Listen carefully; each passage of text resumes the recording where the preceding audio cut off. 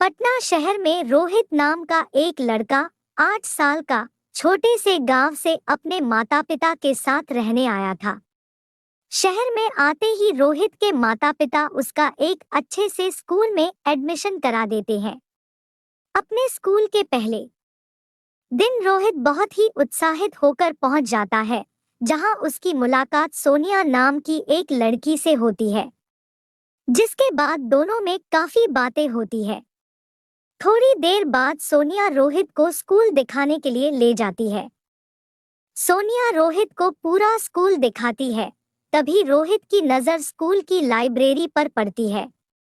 रोहित जब बाहर से उसे देखता है तो उसे दिखता है कि लाइब्रेरी में स्कूल का एक भी बच्चा नहीं होता। पूरी लाइब्रेरी खाली होती है, जिस पर वो सोनिया से इसकी वजह पूछता है, जिस पर सोनिया थोड़ी घबरा जाती है और रोहित को वहां से चलने के लिए बोलती है। सोनिया की बात सुनकर रोहित को कुछ अटपटा लगता है, पर वो सोनिया से इस बारे में और कोई बात नहीं करता। अगले ही दिन से रोहित लाइब्रेरी में जाना शुरू कर देता है। लाइब्रेरी में सिर्फ वो ही एक अकेला बच्चा होता है जो पढ़ रहा होता है। कुछ दिनों बाद रोहित गौर करता है कि क्लास के सभी बच्चे उसे हैरानी के साथ देख रहे हैं। ये सब देखने के बाद रोहित को बड़ा अजीब लगता है और वो सोनिया से बात करने जाता है।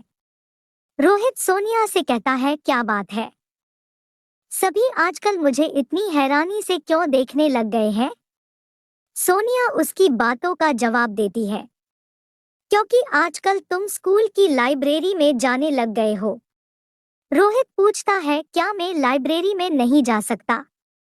सोनिया बताती है, वो लाइब्रेरी भूतिया है। लाइब्रेरी के भूतिया होने की बात सुन रोहित को बड़ा अजीब लगा और उसे इस बात पर विश्वास नहीं हुआ, जिस पर सोनिया ने उसे लाइब्रेरी के भूतिया होने की वजह बताई।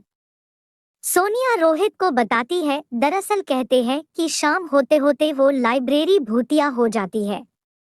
वहां से बड़ी ही अजीब आवाजें आने लगती है। दिन में भी जब कोई वहां पढ़ने जाता है तो उनके साथ भी अजीब अजीब हरकतें होती है, जैसे किसी की किताब उसकी जगह से गिर जाना, अचानक बुक शेल्फ का हिलने लगना या फिर लाइट का खुद ही बंद हो जाना।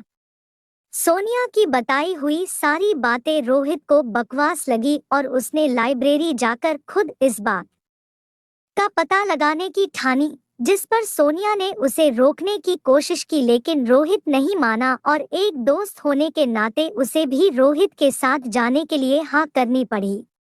स्कूल खत्म होने के बाद दोनों अपनी टीचर से शाम तक लाइब्रेरी में पढ़ाई करने की परमिशन ले लेते हैं। सुई की टक टक की आवाज के साथ दोनों के दिल की धड़कन की भी आवाज बाहर सुनाई देने लगती है।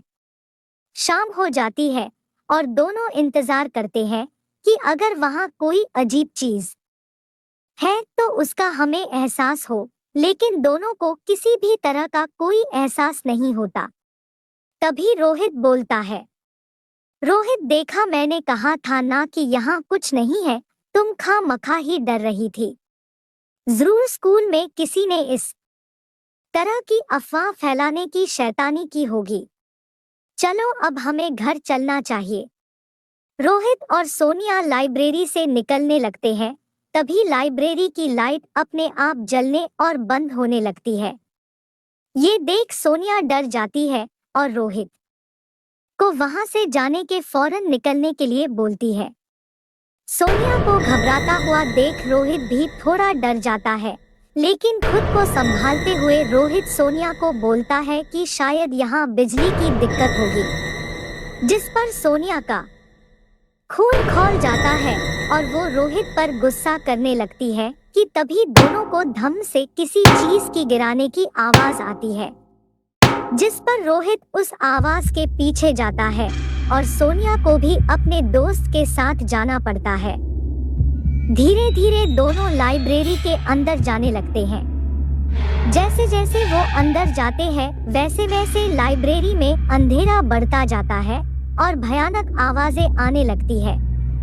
ये सब देखकर अब रोहित भी घबराने लगता है, लेकिन फिर भी वो सोनिया के साथ आगे बढ़ता है। जैसे ही वो दोनों और आगे बढ़ते हैं, तभी उनके पीछे का बुक शेल्फ गिर जाता है। ये देख सोनिया और भी डर जाती है। लाइब्रेरी के काफी अंदर जाने के बाद रोहित को एक दरवाजा दिखाई देता है। रोहित और सोनिया उस दरवाजे को देखकर काफी हैरान होते हैं और उसकी तरफ जाने लगते हैं। रोहित दरवाजे पर कान लगाकर सुनता है तो उसे अंदर से बड़ी ही भयानक आवाज आती है और उसे किसी के अंदर होने का एहसास भी होता है। तभी रोहित सोनिया को प्रिंसिपल और कुछ लोगों को वहां लाने के लिए बोलता है। सोनिया रोहित की बात मानकर चली जाती है। वहीं रोहित चुपके से उस दरवाजे को खोलकर अंदर घुस जाता है। जैसे ही वो अंदर जाता है, वहां का नजारा देखा वो बिल्कुल हैरान हो जाता है। वो देखता है कि उस कमरे में बड़े बड़े स्पीकर हैं, जिसमें से काफी भयानक आवाजें आ रही होती है। वहीं पास में बिजली की खूब सारी तारें पड़ी है और स्कूल का पियोन कुछ लोगों के साथ बैठकर कुछ पैक कर रहा है। रोहित चुपके से और अंदर जाता है तो वो देखता है कि सारे किसी तरह का कोई नशीला पदार्थ बांध रहे हैं। ये देख रोहित को समझ आ जाता है कि ये सब इन लोगों का क्या धरा है। इनका काम ठीक से चलता रहे, इसलिए ये सभी स्कूल के बच्चों को इस लाइब्रेरी के भूतिया होने की खबरें फैला रहे हैं। रोहित तभी वहां जाता है और कहता है, तुम सब लोगों का पर्दाफाश हो गया है। अब तुम लोगों की सच्चाई सबके सामने आ जाएगी। रोहित को वहां देख सब डर जाते हैं और रोहित को पकड़ने के लिए भागते हैं, लेकिन इतने में सोनिया स्कूल के प्रिंसिपल और कुछ लोगों के साथ वहां मदद लेकर पहुंच जाती है। ये सब देख प्रिंसिपल पुलिस को फोन करके सभी को अरेस्ट करवा देता है और रोहित की बहादुरी के लिए उसे पूरे स्कूल के सामने पुरस्कार भी देता है। उस दिन के बाद से रोहित पूरे स्कूल में फेमस हो जाता है और स्कूल का हर बच्चा उसका दोस्त बन जाता है। तो बच्चों, बताओ इस कहानी से हमें क्या शिक्षा मिलती है कि हमें कभी भी किसी तरह की अफवाह पर बिना उसकी जांच पड़ताल किए सच नहीं मानना चाहिए। आप सभी लोगों को मेरा वीडियो अच्छा लगा हो तो मेरे वीडियो को ज्यादा से ज्यादा लाइक कीजिए और शेयर कीजिए, और हाँ, चैनल पर नए हैं तो चैनल को सब्सक्राइब कीजिए। धन्यवाद।